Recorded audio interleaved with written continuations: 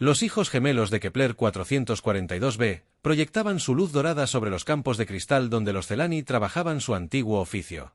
Tar, de pie en la plataforma de observación de la mina, observaba a su gente moverse como joyas vivientes a través de las armónicas formaciones cristalinas.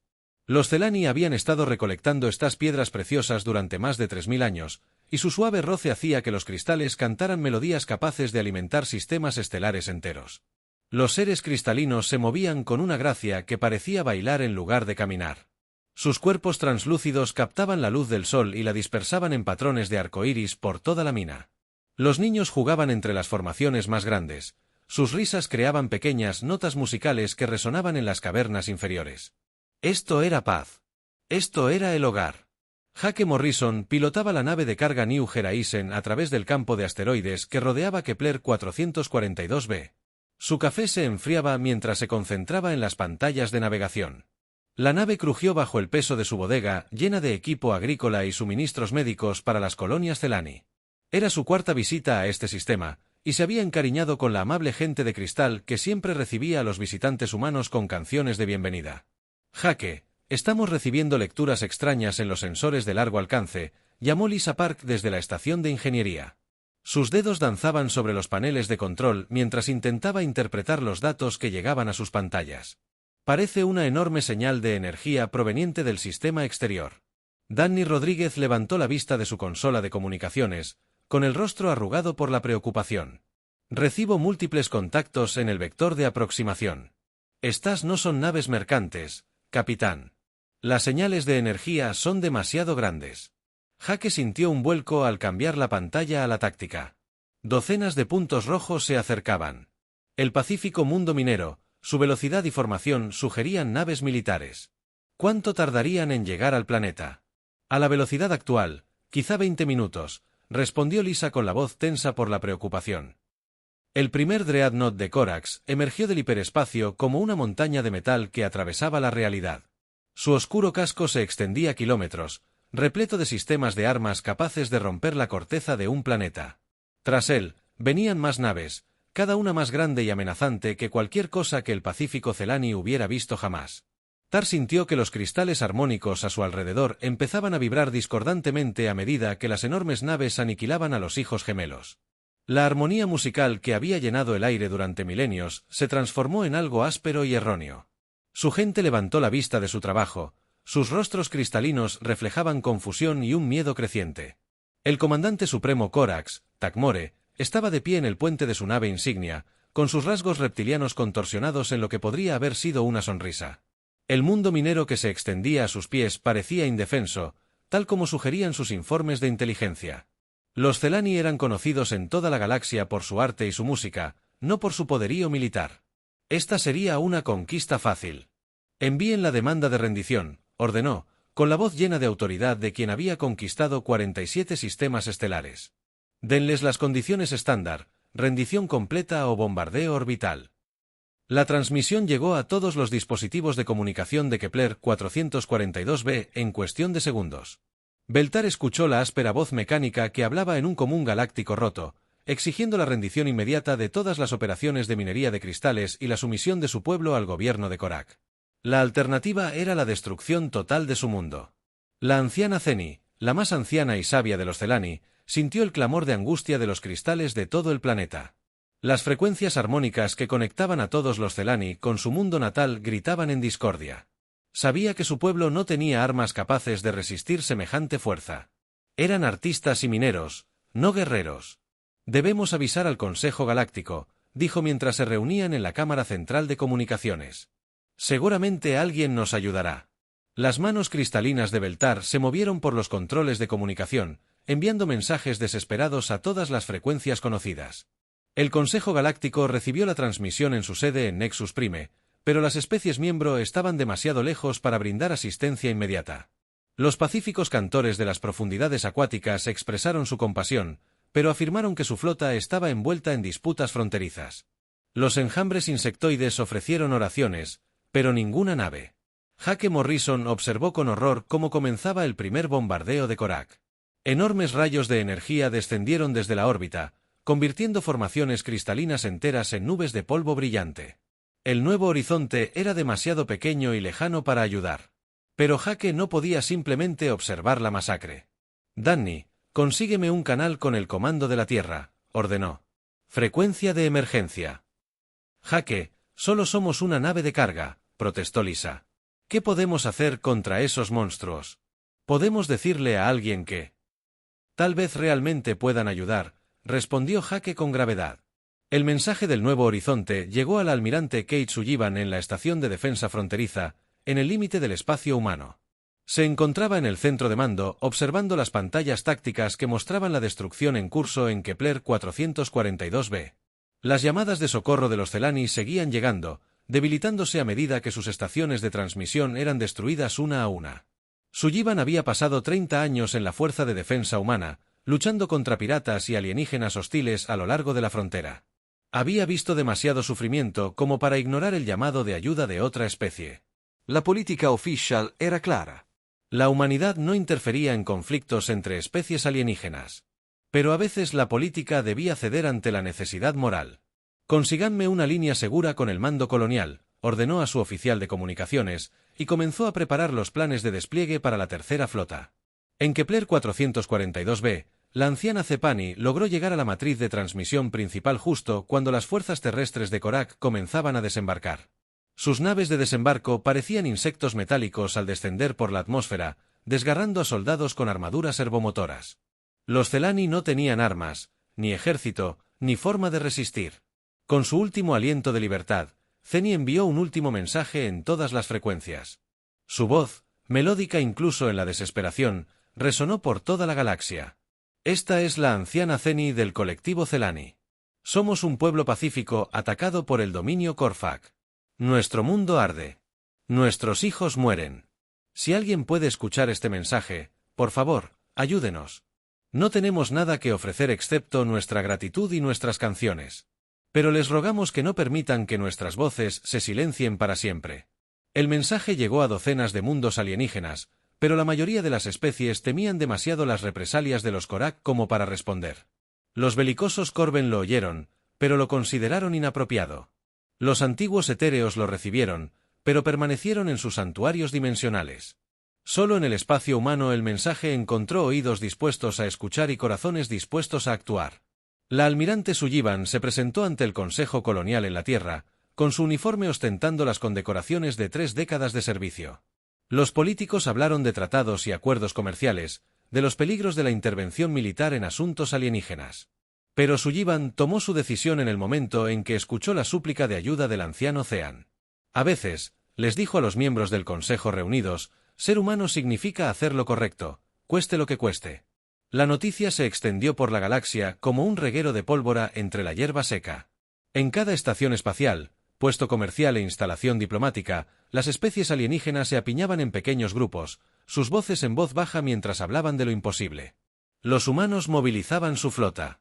Los habitantes de los mundos de la muerte iban a la guerra. En Nexus Prime, el mayor centro comercial de la galaxia, el embajador Crixal, de los parientes de la colmena, se presentó ante un grupo de príncipes mercantes y representantes diplomáticos. Sus rasgos insectoides se contrajeron con energía nerviosa mientras hablaba a la multitud reunida. Colegas, hemos recibido confirmación de nuestras redes de inteligencia.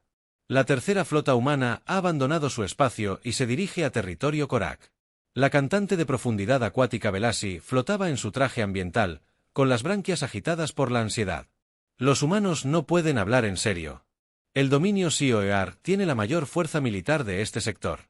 Ni siquiera los humanos pueden ser tan imprudentes. Pero el anciano guerrero Corben Zonkar, con su piel marcada por las marcas de 100 batallas, negó con su enorme cabeza. Subestimas a los humanos, cantante de agua. Mi gente ha luchado junto a ellos antes. No piensan como otras especies. Donde nosotros vemos probabilidades imposibles. Ellos ven desafíos interesantes en las profundidades del espacio. El comandante Alex Carter guió su nave furtiva Trueno Silencioso a través de las regiones exteriores del territorio Korak. Su tripulación de 12 especialistas se movía como fantasmas por el espacio enemigo. Su avanzado equipo de sensores registraba todo lo posible sobre los movimientos de la flota Corfac y sus capacidades militares. La teniente Betty Walsh monitoreó el sistema de comunicaciones que interceptaba las transmisiones militares de Korak. Comandante, están hablando de los movimientos de la flota humana. Parece que creen que estamos fanfarroneando. Alex sonrió con tristeza mientras estudiaba las pantallas tácticas que mostraban las posiciones de Corfac. Que piensen eso. Cuanto más nos subestimen, más posibilidades tendremos de lograrlo. El suboficial jefe Gary Meese trabajaba en los sistemas de sigilo, manteniendo su nave invisible a los sensores de Corfac. Señor, estoy captando lecturas masivas de energía de la superficie del planeta. Parece que están instalando algún tipo de instalación de procesamiento. No solo están ocupando el mundo Celani. Lo están extrayendo a cielo abierto. En la Tierra, la Cámara del Consejo Colonial bullía con un acalorado debate. El presidente Benjamin Torres presidía la enorme mesa de conferencias, escuchando los argumentos de ambos bandos. Los halcones de la defensa querían una acción militar inmediata, mientras que la facción diplomática precisó cautela y negociación. La general Patricia Hayes se presentó ante la asamblea, su rostro curtido reflejaba la tensión de las decisiones de mando. Señor presidente, estamos hablando de desplegar nuestra flota principal de batalla contra un enemigo que nos supera en número 5-1. Los Corfac han conquistado 47 sistemas estelares. No lo hicieron por ser débiles. La secretaria de Estado Nancy Webb se inclinó hacia adelante en su silla. La general Hayes tiene razón en estar preocupada, pero no podemos ignorar las implicaciones morales. Si nos quedamos de brazos cruzados y vemos cómo esclavizan a los Celani, ¿qué dice eso sobre los valores humanos? El presidente Torres levantó la mano para pedir silencio. La sala quedó en silencio mientras todas las miradas se volvían hacia él. General Hayes, ¿cuáles son nuestras posibilidades de éxito si nos enfrentamos a la flota Korak? Hayes consultó su tableta de datos antes de responder. En un combate directo, señor, nuestras posibilidades son escasas. Los Korak tienen superioridad numérica y su tecnología es prácticamente igual a la nuestra. Pero los humanos nunca se han caracterizado por luchar de forma justa. En Kepler 442b, las fuerzas de ocupación Korak trabajaban con brutal eficiencia. El comandante supremo Takmore caminaba entre las ruinas de lo que una vez fue un centro cultural Celani, aplastando con sus botas fragmentos de arte cristalino cuya creación había llevado siglos. Los Celani supervivientes eran obligados a trabajar en las operaciones mineras, pues su naturaleza apacible los convertía en mano de obra esclava ideal. Tar trabajaba junto a su gente en las minas profundas. Los cristales armónicos que los rodeaban ahora cantaban canciones de tristeza en lugar de alegría. Los supervisores Korak portaban látigos de energía que podían destrozar la piel de cristal Celani de un solo golpe. Cualquier signo de resistencia se enfrentaba a un castigo inmediato y brutal. «Trabaja más rápido, cosa de cristal», gruñó el capitán de la guardia Korak mientras le daba un golpe en la espalda. «El dominio necesita estos cristales para nuestra flota de expansión». Pero el rumor se extendía por los campamentos de esclavos. Conversaciones susurradas en la oscuridad hablaban de naves que se movían por el hiperespacio, de una especie que nunca había aprendido a rendirse. Los humanos se acercaban. El almirante Ryan Foster se encontraba en el puente del portaaviones Defiant, observando cómo su flota se reunía en el vacío entre las estrellas. 43 naves de guerra humanas flotaban en perfecta formación, con sus tripulaciones preparándose para una batalla que determinaría el destino de toda una especie. Las naves eran más pequeñas que las naves IOR, pero transmitían algo que el enemigo no podía comprender, la absoluta negativa a aceptar la derrota. La capitana María Santos realizó comprobaciones previas al vuelo en su escuadrón de cazas, los Devil Dogs. Sus pilotos eran los mejores del espacio humano, veteranos de conflictos fronterizos e incursiones piratas. Se habían entrenado para este momento durante toda su carrera, aunque ninguno de ellos esperaba luchar por la libertad de una especie alienígena que nunca habían conocido. «Escuchen, demonios». Santos se dirigió a su escuadrón por el sistema de comunicación. «Nos enfrentamos a un enemigo que cree que somos solo otra especie débil a la que pueden manipular. Demostrémosles por qué la galaxia nos llama mortales». En la nave de investigación Discovery, la doctora Ellen Barnes estudió todos los datos que habían recopilado sobre la tecnología de los cristales Celani. Los amables alienígenas habían desarrollado formas de aprovechar frecuencias armónicas que la ciencia humana apenas entendía. Si pudieran descubrir cómo convertir esas frecuencias en armas, podría darles la ventaja que necesitaban. Los cristales responden a patrones de sonido específicos, explicó a su equipo de investigación. Los Celani usan la música para hacerlos resonar, pero ¿y si pudiéramos hacerlos resonar a frecuencias destructivas? El joven investigador Tom Bradley levantó la vista de sus cálculos. ¿Te refieres a usar su propio equipo de minería contra las naves Corfac? Barnes asintió. Exactamente. La pregunta es si podemos averiguar las frecuencias correctas antes de que sea demasiado tarde. De vuelta en el espacio Korak, el comandante supremo Tak recibió informes de sus oficiales de inteligencia sobre la flota humana que se acercaba. Sus rasgos reptilianos no mostraron preocupación mientras estudiaba las pantallas tácticas. Los humanos eran conocidos por su terquedad, pero la terquedad no significaba nada contra una potencia de fuego superior. 43 naves, reflexionó a su segundo al mando. Deben estar desesperados si creen que tan pocas naves pueden desafiar el poder del dominio. Prepara la flota para la batalla. Aplastaremos a estos humanos y enviaremos sus naves averiadas de vuelta a su mundo natal como advertencia. Pero al otro lado de la galaxia, otras especies observaban y esperaban. Los orgullosos Corben debatían si intervenir. Los antiguos etéreos emergieron de sus santuarios dimensionales para observar. Incluso los gremios comerciales neutrales pospusieron sus rutas programadas para ver qué sucedería cuando una fuerza imparable se encontrara con un objeto inamovible. El escenario estaba listo para una batalla que resonaría en las estrellas durante generaciones venideras. La flota humana salió del hiperespacio en el límite del sistema Kepler 442 como depredadores emergiendo de la oscuridad.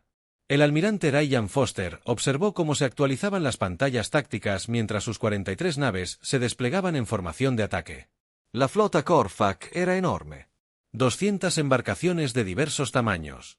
Pero Foster no había venido a contar naves. Había venido a luchar. Todas las naves. Soy el almirante Foster. Transmitió por los canales de la flota.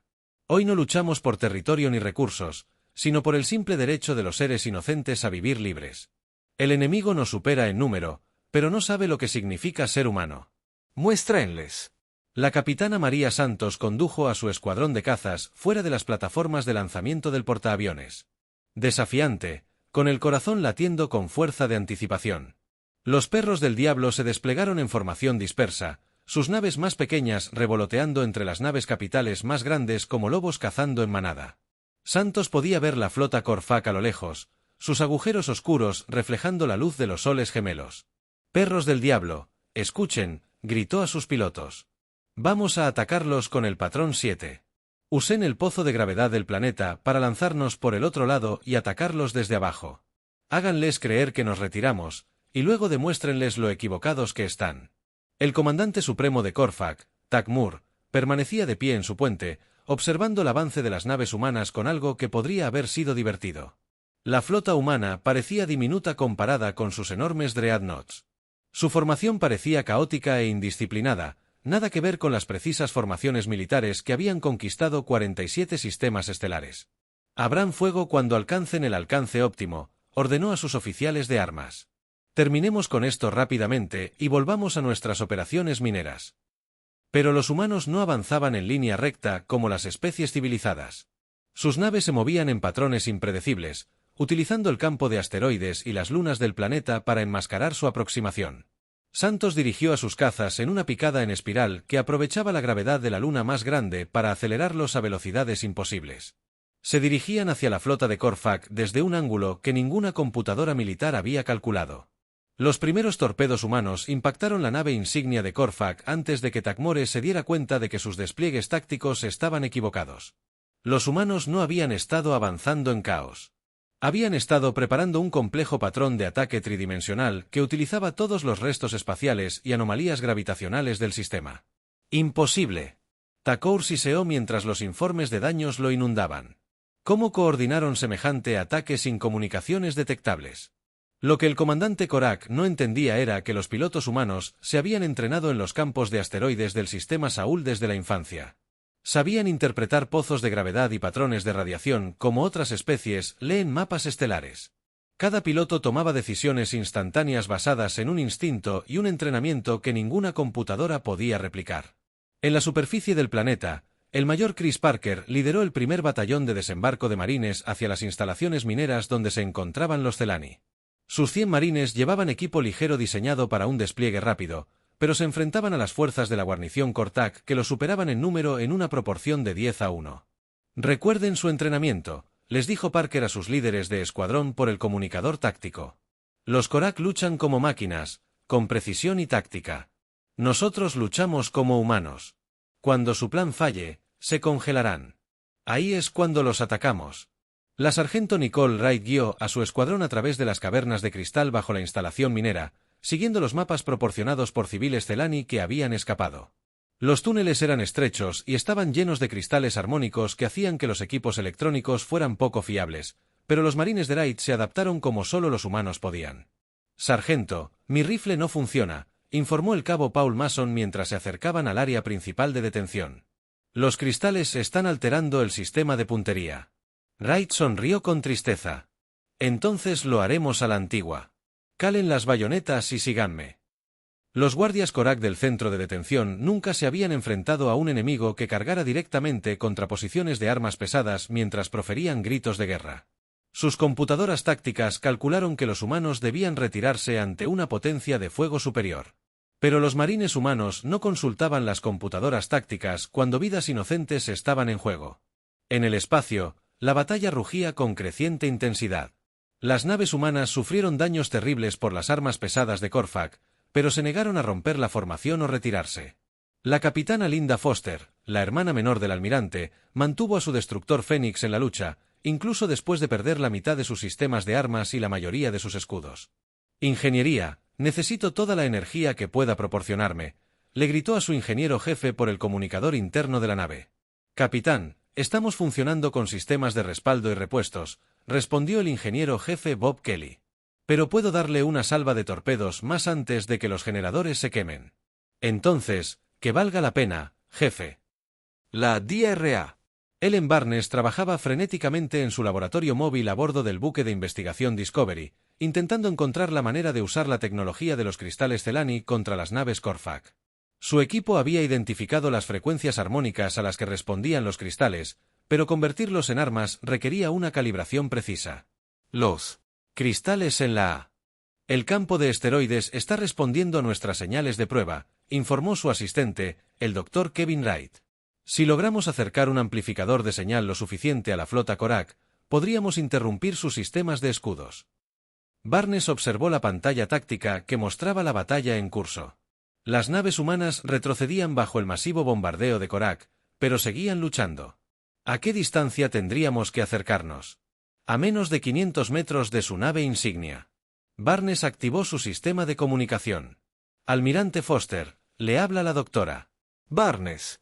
Creo que tenemos una manera de igualar las probabilidades, pero requerirá que alguien haga una incursión muy peligrosa». En la superficie del planeta, los marines humanos habían llegado al centro de detención principal donde miles de Celani estaban retenidos en jaulas de cristal diseñadas para suprimir sus habilidades armónicas naturales. La visión de los gentiles seres cristalinos apiñados por el miedo llenó a los marines de una furia fría. Beltar levantó la vista cuando los soldados humanos irrumpieron por las puertas de las instalaciones, con sus rostros alienígenas demudados. Expresiones de severa determinación. Había oído historias sobre estas criaturas que provenían de un mundo de constante peligro. Pero verlos luchar con tanta intensidad por personas que nunca habían conocido lo llenó de asombro. «¡Quietos!», gritó Wright a los prisioneros Celani mientras su escuadrón se enfrentaba a los guardias de Korak. «Estamos aquí para sacarlos». Los soldados de Korak luchaban con precisión mecánica, pero nunca se habían enfrentado a un enemigo que pareciera volverse más peligroso al estar herido. Marines humanos que deberían haber caído por sus heridas seguían luchando, impulsados por algo que el Korvac no podía comprender.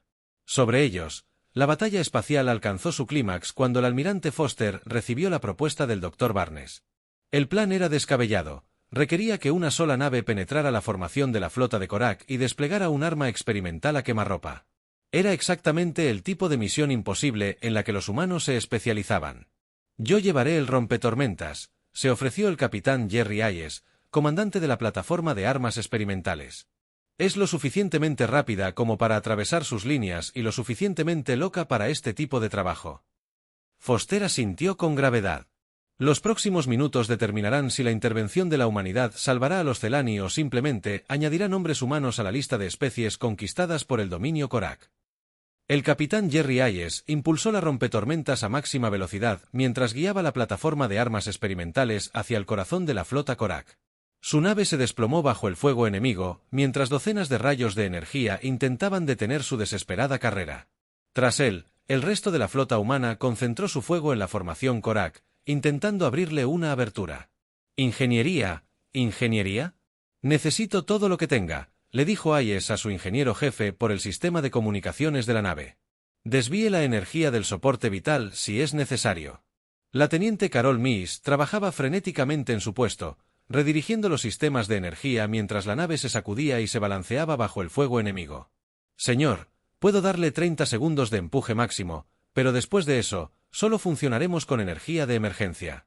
Hayes apretó los controles con más fuerza mientras un rayo de energía Corfac atravesaba sus escudos de babor. 30 segundos es todo lo que necesito. En la plataforma de observación de un crucero de batalla Corben que se mantenía en posición en el borde del sistema, el jefe de guerra Zandar observaba el asalto humano con creciente asombro. Su especie había librado innumerables batallas por toda la galaxia, pero nunca habían visto nada igual. Los humanos eran superados en número 5-1. Sus naves ardían y se desintegraban. Sin embargo, seguían avanzando. «Jefe de guerra», informó su oficial táctico, «los humanos han perdido 12 barcos, y su formación se está derrumbando. ¿Por qué no se retiran?» El rostro marcado de Zandar mostraba algo que podría haber sido respeto. «Porque no luchan por la victoria, las armas, el amo. Luchan por algo más importante que sus propias vidas». El anciano comandante Corben activó su sistema de comunicaciones. «Señale a la flota. Nos movemos para ayudar a los humanos, señor». Su tripulación del puente lo miró conmocionada. «No estamos aliados con ninguno de los bandos en este conflicto». «Ahora sí», respondió Zandar. «Con gravedad. El honor lo exige».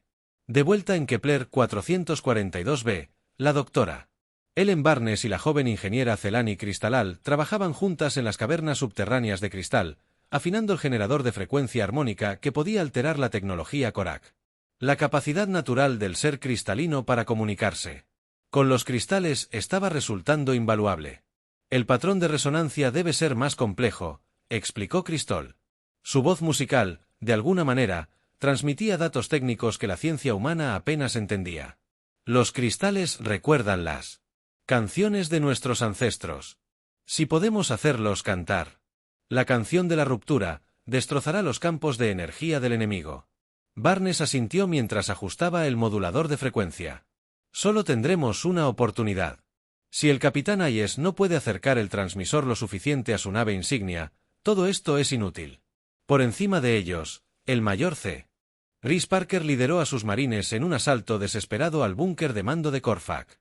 Sus 60 soldados restantes se enfrentaron 3 veces allí, sumando tropas enemigas. Pero los humanos lucharon con la furia de una especie que nunca había aprendido a rendirse. «¡Fuego de cobertura!», gritó Parker mientras sus hombres avanzaban por terreno abierto bajo un intenso bombardeo enemigo. «Coloquen esas cargas en las puertas principales». La sargento Nicole Wright corrió entre el fuego enemigo, cargando cargas de demolición, con su armadura humeando por múltiples impactos. Un rayo de energía de Korak la alcanzó en el hombro, haciéndola girar, pero ella siguió corriendo. Detrás de ella, el cabo Steve Brooks proporcionaba fuego de supresión con su ametralladora pesada. Las armas escupían ráfagas de proyectiles que obligaron a los soldados enemigos a ponerse a cubierto. «¡Cargas listas!», gritó Wright mientras se apretaba contra la pared del búnker. «¡Fuego en el agujero!». La explosión atravesó las puertas reforzadas como papel, y los marines humanos se abalanzaron por el hueco antes de que el humo se disipara. Los soldados de Corfac en el interior nunca se habían enfrentado a un enemigo que usara explosivos con tanta precisión. En el espacio, el capitán Jerry Hayes acercó el rompetormentas al alcance de la nave insignia Korak justo cuando el casco de su nave comenzaba a ceder. «Fuego enemigo concentrado». Su puente se llenó de humo y chispas saltaron de los paneles de control sobrecargados, pero mantuvo el rumbo hacia el enorme acorazado enemigo. «Doctor Barnes, aquí Hayes», transmitió en la frecuencia de emergencia. «Estoy en posición, pero no estaré aquí mucho tiempo. Mi nave se está desmoronando». Barnes activó el transmisor de frecuencia armónica, enviando la canción de la ruptura directamente a la matriz de cristal que alimentaba la nave insignia Korak. La antigua melodía Celani se transformó en un arma de guerra, propagándose por las naves enemigas, sistemas de energía como un virus hecho de música. El comandante supremo Takmore sintió que su nave insignia se desplomaba mientras fuerzas desconocidas destrozaban los sistemas defensivos de la nave. Luces de advertencia destellaron en su puente cuando los conductos de energía se sobrecargaron y los generadores de escudos comenzaron a fallar. Sus pantallas tácticas parpadearon y se apagaron cuando las frecuencias armónicas interrumpieron todos los sistemas de cristal de su nave. ¿Qué está pasando?, preguntó a la tripulación del puente, pero no obtuvieron respuestas. La tecnología Korak nunca había fallado así. La interrupción se extendió de nave en nave a medida que la frecuencia armónica rebotaba entre los cristales de la flota Korak. Los escudos colapsaron, los sistemas de armas fallaron y las redes de comunicación quedaron en silencio. Por primera vez en su historia militar, los Korak se encontraron luchando a ciegas e indefensos. El almirante Ryan Foster vio su oportunidad y la aprovechó. Todas las naves concentraron su fuego en la nave insignia enemiga, atacándola mientras sus escudos estaban deshabilitados. La flota humana desató todo lo que les quedaba contra el acorazado Corfac, averiado. Torpedos y rayos de energía atravesaron las placas perforadas que nunca habían sido tocadas por el fuego enemigo. Explosiones secundarias recorrieron la enorme nave al impactar las reservas de munición y combustible. Pero el golpe más devastador provino de una fuente inesperada. La flota de batalla Corben descendió del hiperespacio al borde de la zona de batalla. Sus enormes naves de guerra estaban repletas de armas capaces de partir una luna en dos. El jefe de guerra, Zondar, había traído 30 de sus mejores naves para igualar la situación. El almirante humano Zandar transmitió en todas las frecuencias: «Soy el jefe de guerra Zandar de la flota de defensa Corben. Los acompañamos en esta lucha». La llegada de la flota Corben conmocionó a la formación Corfac. Esta orgullosa raza guerrera era conocida en toda la galaxia por su destreza militar y su código de honor. Si habían elegido aliarse con los humanos, significaba que algo importante estaba sucediendo. En la superficie del planeta, el curso de la batalla también cambió. Los marines del mayor Parker habían capturado el búnker de mando y utilizaban el equipo de comunicación Korak para coordinarse con los civiles Celani liberados. Tar y su gente emergieron de su escondite. Su habilidad natural para comunicarse con las formaciones de cristal les proporcionó información que los soldados humanos jamás habrían podido reunir solos. El enemigo ha fortificado posiciones en el complejo minero oriental. Beltar informó a Parker. Pero hay cavernas de cristal que conducen directamente bajo sus líneas defensivas. Parker sonrió con tristeza. ¿Puede tu gente guiarnos a través de esos túneles? Conocemos cada canción de cristal de estas cavernas, respondió Beltar. Les mostraremos el camino. Mientras las flotas combinadas de humanos y Corben presionaban su ataque contra las desmoralizadas fuerzas de Corfac, algo sin precedentes comenzó a suceder en toda la galaxia. Las especies que se habían acobardado ante la expansión de Korak durante décadas comenzaron a ver esperanza por primera vez. Si los humanos y los Corben podían trabajar juntos para derrotar al dominio, tal vez la libertad fuera posible. Después de todo, la flota de Korak comenzó a desintegrarse a medida que una tras otra caían ante el asalto combinado de las fuerzas humanas y Corben. El comandante supremo Takmore observó con incredulidad cómo su poderoso armada, que había conquistado 47 sistemas estelares, se derrumbó ante un enemigo que se negaba a seguir las reglas de la guerra civilizada. «Retírense», ordenó finalmente, con una voz apenas susurrante. «Indiquen a todas las naves que se retiren». Pero muchas de sus naves ya no recibían la señal. El arma armónica había dañado sus sistemas de comunicación irreparablemente, dejando a cada nave luchando sola contra un enemigo que parecía fortalecerse a cada instante. El almirante Ryan Foster presionó el ataque, sabiendo que esta podría ser la única oportunidad de la humanidad de romper el poder de Korak en este sector. «Todas las naves, mantengan la persecución», ordenó Foster. «No permitan que se reagrupen». La capitana María Santos lideró a sus cazas supervivientes en un último asalto contra las naves Corfac en retirada. Los Devil Dogs habían perdido a la mitad de sus hombres en la batalla, pero los pilotos de apoyo restantes lucharon con la valentía desesperada de quienes sabían que estaban haciendo historia. Sus pequeñas naves se lanzaban como avispas furiosas entre los enormes Dreadnoughts enemigos, atacando los sistemas de armas y las cápsulas de los motores. En la superficie del planeta, el mayor Chris Parker permanecía en la instalación minera liberada, observando cómo los civiles Celani emergían de sus escondites en las cavernas de cristal. Los gentiles seres se movían lentamente, sus cuerpos cristalinos aún mostraban el daño infligido por sus captores Corfac. Pero estaban vivos y eran libres. Tar se acercó al comandante humano. Su cuerpo translúcido reflejaba la luz de los soles gemelos que brillaban libremente una vez más a través del techo dañado de la instalación. «Mayor Parker, mi gente quiere agradecerle por lo que ha hecho». No tenemos palabras en nuestro idioma para describir tal valentía. Parker se quitó el casco y miró al líder Celani con ojos cansados pero satisfechos. No necesita agradecernos, Beltar. Simplemente hicimos lo que cualquier especie decente debería hacer. Los rasgos cristalinos del líder Celani se transformaron en lo que podría haber sido una sonrisa. Quizás, pero fueron los únicos que lo lograron. En las profundidades del espacio, los restos de la flota Korak se alejaron cojeando del campo de batalla, con su formación destrozada y la moral por los suelos. El comandante supremo Takmore permanecía sentado en las ruinas del puente de su nave insignia, intentando comprender cómo sus fuerzas superiores habían sido derrotadas por criaturas que luchaban como locos. Su oficial de inteligencia se acercó con cautela. «Comandante, recibimos informes de todo nuestro territorio. Varios mundos ocupados informan de levantamientos. La noticia de nuestra derrota aquí se ha extendido». Takmore cerró los ojos. El imperio Korak se había construido sobre el miedo y la creencia de que la resistencia era inútil. Si las especies subyugadas empezaban a creer que el dominio podía ser derrotado, todo el imperio se derrumbaría. «Señor», gritó su oficial de comunicaciones, «recibimos una transmisión de la flota humana. Exigen nuestra rendición incondicional». Tak miró la pantalla táctica que mostraba las flotas combinadas de humanos y Corben. Había perdido más de la mitad de sus naves, y las que quedaban sufrieron daños irreparables. Sus fuerzas terrestres en Kepler 442b habían sido derrotadas por marines humanos que lucharon con una determinación insuperable. «Abran un canal», dijo finalmente. El almirante Foster apareció en la pantalla principal de la nave insignia de Korak. Su rostro curtido mostraba la tensión de la batalla, pero también la satisfacción de la victoria. Comandante Supremo Takmore. Les habla el almirante Ryan Foster de la Fuerza de Defensa Humana. Su flota está derrotada y sus fuerzas en Kepler 442b se han rendido. Les ofrezco una oportunidad para acabar con esto sin más derramamiento de sangre. Buck estudió el rostro del comandante humano, buscando signos de debilidad o engaño. No encontró ninguno. ¿Cuáles son sus condiciones, almirante?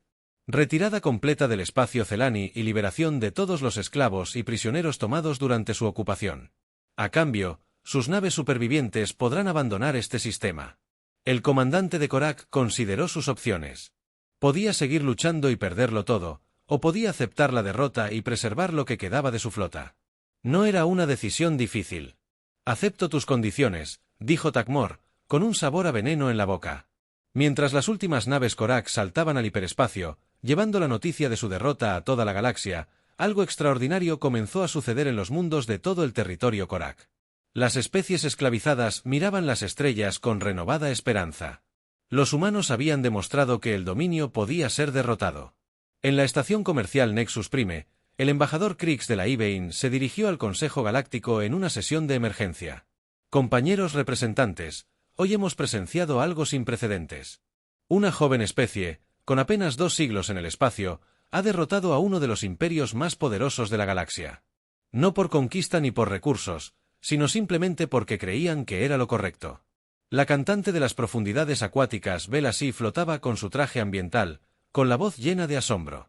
Los humanos no recibieron nada por su sacrificio, excepto la gratitud de una especie que apenas conocían. Tal cual. Las acciones desafían todo lo que creíamos entender sobre las relaciones interestelares. El jefe de guerra Zandar de los Corben se presentó ante la asamblea, su enorme figura exigiendo atención.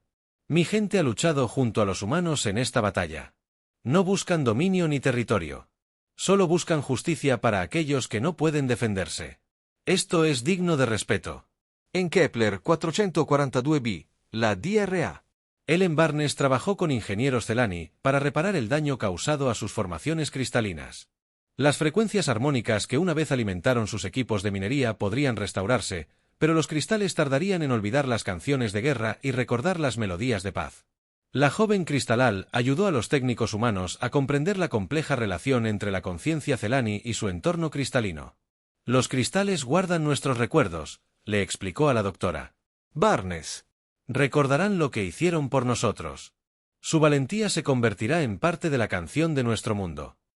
Barnes sonrió al escuchar las suaves armonías que empezaban a emerger de las formaciones de cristales sanadores. Espero que cantan a la paz, no a la guerra. En las semanas siguientes, los efectos de la batalla de Kepler 442b se extendieron por toda la galaxia. Los mundos ocupados por Korak declararon su independencia, sabiendo que la ayuda podría llegar si resistían lo suficiente. Otros imperios agresivos reconsideraron sus planes de expansión, reacios a arriesgarse a enfrentarse a la especie que había quebrantado el poder del dominio. La embajadora Clare Roberts se presentó ante el Consejo Galáctico, representando a la humanidad por primera vez oficialmente. Sus palabras fueron sencillas, pero cargaban con el peso de las acciones que habían cambiado la galaxia. Los habitantes de la Tierra hacen esta promesa a la galaxia, dijo, y su voz resonó por todos los rincones del espacio civilizado. Cuando los inocentes claman por ayuda, cuando los débiles son oprimidos por los fuertes, cuando la justicia parece imposible, la humanidad responderá a la llamada. No somos la especie más fuerte ni la más sabia. Pero nunca dejaremos de luchar por lo que es correcto. Beltar se encontraba en los restaurados jardines de cristal de su mundo natal, observando a su gente trabajar junto a ingenieros humanos para reconstruir lo que había sido destruido. Los cristales cantaban nuevas canciones. Melodías que, de alguna manera, capturaban el momento en que los extraños se hicieron amigos, cuando el coraje inspiró esperanza y cuando la galaxia aprendió que, a veces, las especies más temidas también podían ser las más compasivas. La llamada de ayuda había resonado por las estrellas, y las especies más temidas de la galaxia habían respondido. Pero al hacerlo, se habían convertido en algo completamente distinto. La mayor esperanza de justicia de la galaxia.